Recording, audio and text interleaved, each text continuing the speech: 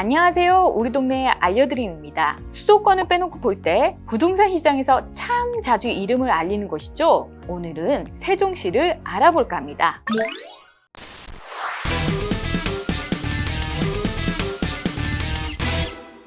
세종시는 계획된, 그러니까 만들어진 도시입니다. 자연적으로 형성된 것이 아니라 2002년 신행정수도라는 이름으로 출발했죠. 국가 균형 발전을 위해 중앙부처 이전과 행정수도 기능을 분담하기 위해 나왔습니다. 2003년 당시 노무현 대통령 당선인이 새 정부 10대 국정과제로 신행정수도 건설을 포함할 때까지만 해도 설마 했지만 수많은 우여곡절 끝에 2007년 착공하고 지금은 하나의 도시가 만들어졌죠. 2012년부터 정부 서울청사와 정부 과천청사에 있었던 일부 정부 부처들이 이전을 하고 행정수도로 서서히 틀을 갖추기 시작했습니다. 세종시의 인구는 총 36만 명 정도고요. 평균 연령은 37.3세로 젊은 도시에 속합니다. 세종시의 특징을 알 수 있듯 중앙행정기관 44개, 국책연구기관 16개가 있습니다. 세종시 안에는 행정중심 복합도시가 있습니다.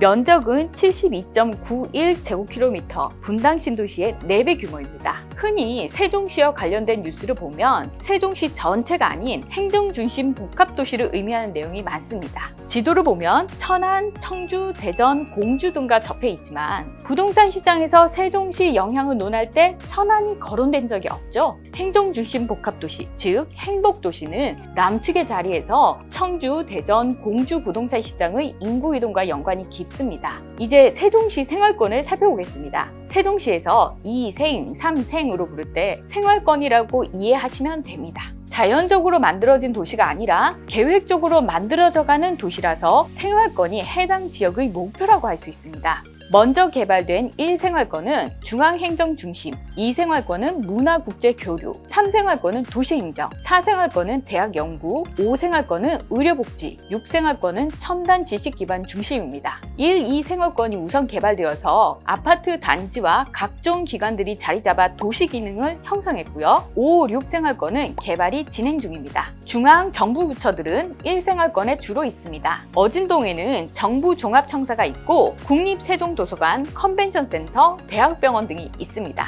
2생활권은 천마을 등 초기 입주한 지역이라서 세종시 안에서도 나성동, 세롬동 등 상권과 학원가가 잘 발달되어 있습니다.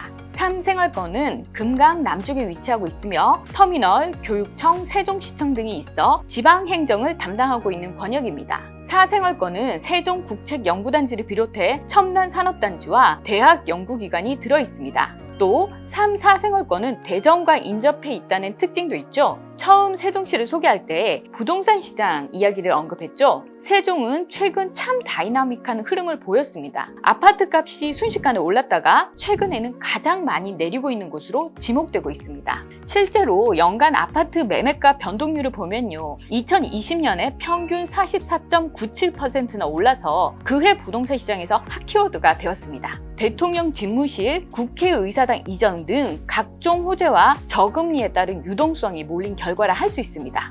이후 상승세는 줄어들더니 올해 5.16% 내려간 것으로 나타났습니다. 평균 통계보다는 개별 단지로 보면 지금의 시장 상황을 이해하기가 더 빠릅니다. 세종시 주요 단지라 할 수 있는 세롬동의 새뜸마을 10단지 더샵 힐스테이트 전용 84제곱미터는 9월 초 거래된 금액이 8억 8천만 원이었는데요. 작년에는 11억 원대에서 주로 거래되었거든요. 금액만 본다면 2020년 수준으로 돌아갔네요. 도담동 도렛마을 15단지 세종 힐스테이트 전용 84제곱미터는 8월에 6억 5천만 원에 실거래 신고되어서 실거래가를 보면 하락의 기운이 느껴집니다. 작년에는 9억을 넘은 거래도 있었습니다.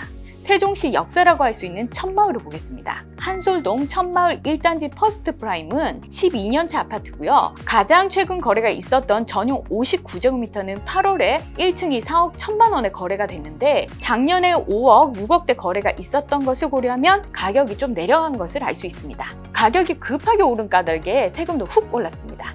작년 말에 나온 보도에 따르면 세종시에서 종합부동산세 고지서를 받은 시민은 모두 11,000명 정도 되며 전년 대비 2.7배 증가해서 전국에서 가장 높은 비율로 집계됐습니다. 그리고 지금 현재의 상황이 내림세라고 하더라도 세종은 규제 지역으로 남아 있습니다. 지난달 발표된 규제 지역 조정에서도 세종시를 제외하고 수도권 밖 지방은 다 해제가 되었습니다. 세종시는 조정 대상 지역으로 여전히 남아 있어서 청약, 대출이나 세금 규제를 받고 있습니다. 이유는 세종은 미분양 주택이 적고 청약 경쟁률이 높기 때문이라고 합니다. 세종시는 전국에서 청약이 가능한 지역으로 청약만 하면 경쟁률이 세 자릿수는 보통이었습니다.